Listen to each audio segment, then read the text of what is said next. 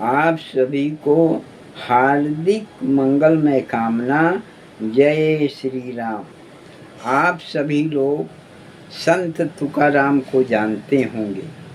यदि नहीं जानते हैं तो मैं सुना रहा हूँ।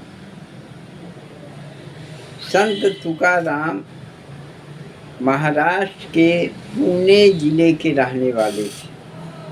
एक दिन वह अपने यजमान के यहाँ गए कथा सुनाने के लिए। जब गए वहाँ कथा सुनाने के बाद वो घर की ओर चल पड़े। रास्ते में एक बाजार मिला। बाजार में गन्ना बिक रहा था तो उन्होंने एक गट्ठर गन्ना खरीदा और उन्हीं के गांव का एक आदमी संत जी को देख रहा था कि संत जी गन्ना एक गट्ठर खरीदे हैं, और वो जा कर के उनकी पत्नी से भी बता दिया।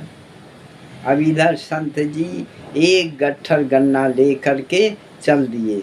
अब रास्ते में जो भी उनको परिचय के मिले बोले संत जी एक हमको दे दो। अब वो इतने दयालु प्रकृति के थे को एक एक गन्ना जो भी मांगे वो गन्ना देते चले आए। अंत में उनके पास घर पहुँचते पहुँचते एक गन्ना बचा। एक गन्ना बचा। जब घर पहुँचे तो अपनी पत्नी को बोले लाओ मैं बाजार से एक गन्ना ले आया हूँ आपके लिए।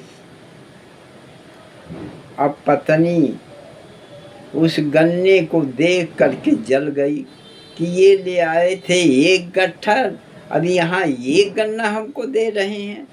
वही उठाई उस गन्ने को उनके सिर पर पटक दिया और वो गन्ना जो है दो टुकड़ा हो गया। जब दो टुकड़ा हो गया तो संत जी कहते देखिए उनको क्रोध नहीं आया, गुस्सा नहीं आया। अगर गुस्सा करते तो अपनी पत्नी को मारते डांटते और गाली गुत्ता भी देते, लेकिन वो इतने सरल स्वभाव के थे, कभी जीवन में उनको गुस्सा नहीं आता था। वो विट्ठल की ही पूजा करते रहते थे। हमेशा विट्ठल भगवान का ध्यान वो लगा रहता था। वो माया के चक्कर में नहीं थे।